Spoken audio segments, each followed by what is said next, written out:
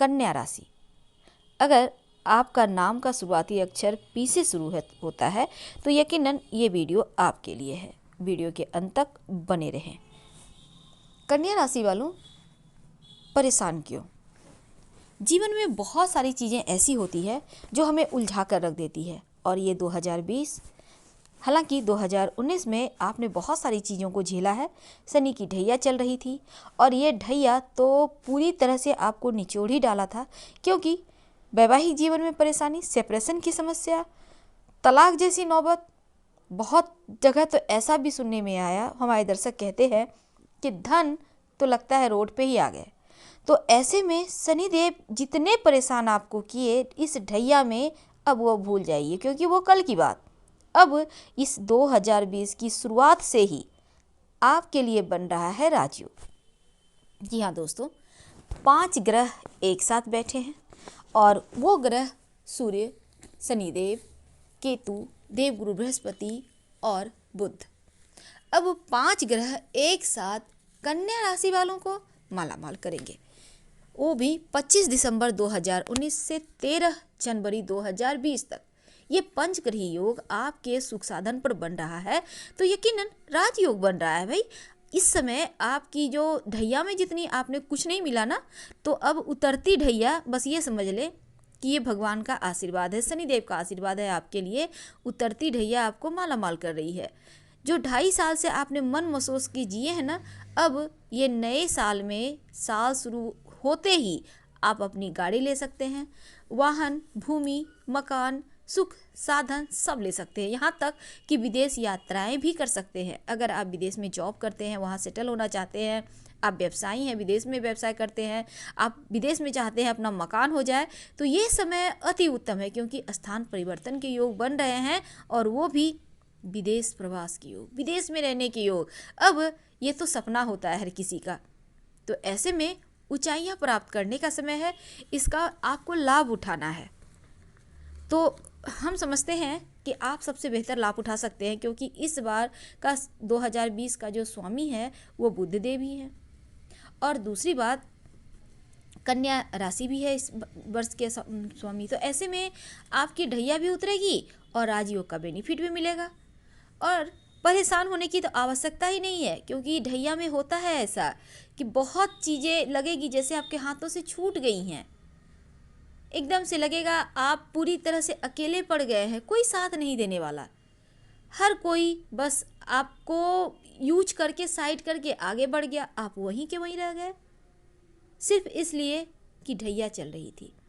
लेकिन शनि देव भी क्या करे, वो भी तो कर्म फलदाता है। उनको भी हर 2.5 साल में ग्रह चेंज करने हैं, अपने रास्ते चेंज करने हैं, इस घर से उस घर में जाने हैं।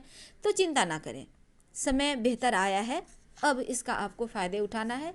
जो समय बीत गया वो बीत गया, लेकिन अब जो समय आया है वो आपको राजयोग से कहीं कम बेनिफिट नहीं देगा।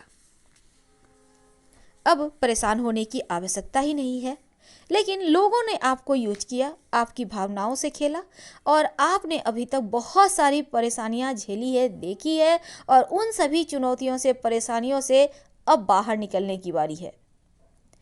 आप उन सभी जगहों से बाहर निकाले गए। आप चाह कर भी किसी को तकलीफ नहीं पहुंचाते, पर लोग फिर भी आपसे जलते हैं। दूसरे तो दूसरे, अपने ही जब पीठ में छुरा भोंके ना, तब दर्द होता है।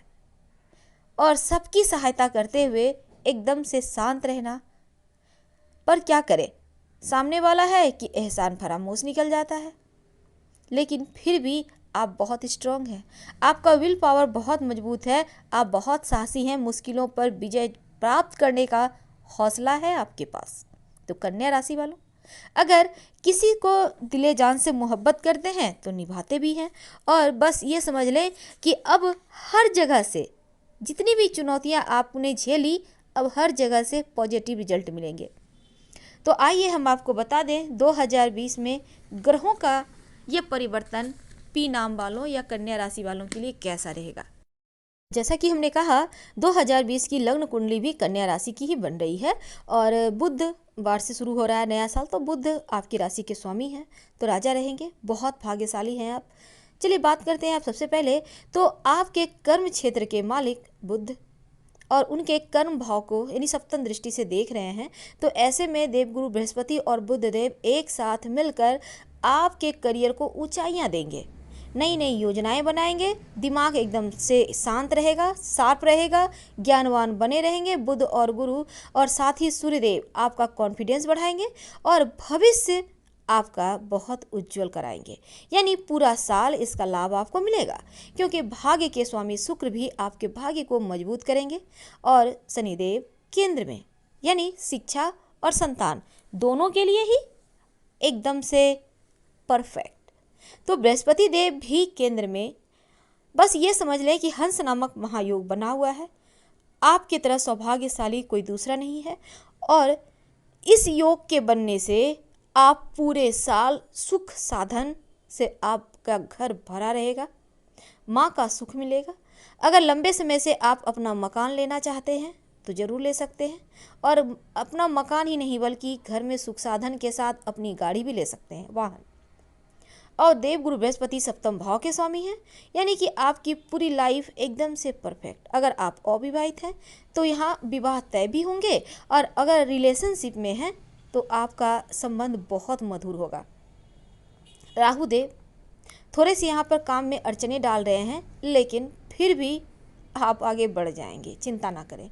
24 जनवरी को शनिदेव राशि परिवर्तन कर रहे हैं और इसके बाद आपको शुभ समाचार मिलने की झड़ी लग जाएगी, ढाइया भी समाप्त होगी और पंचम स्थान में शनिदेव के आने से मान सम्मान भी बढ़ेगा।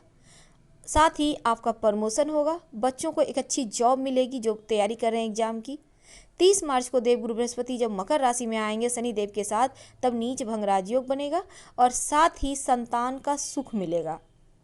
गुरु की सप्तम दृष्टि अपनी उच्च राशि पर पड़ना, यानी नवम दृष्टि आपकी राशि पर पड़ने का मतलब है थोड़े से स्वास्थ्य पर आपको ध्यान देना है।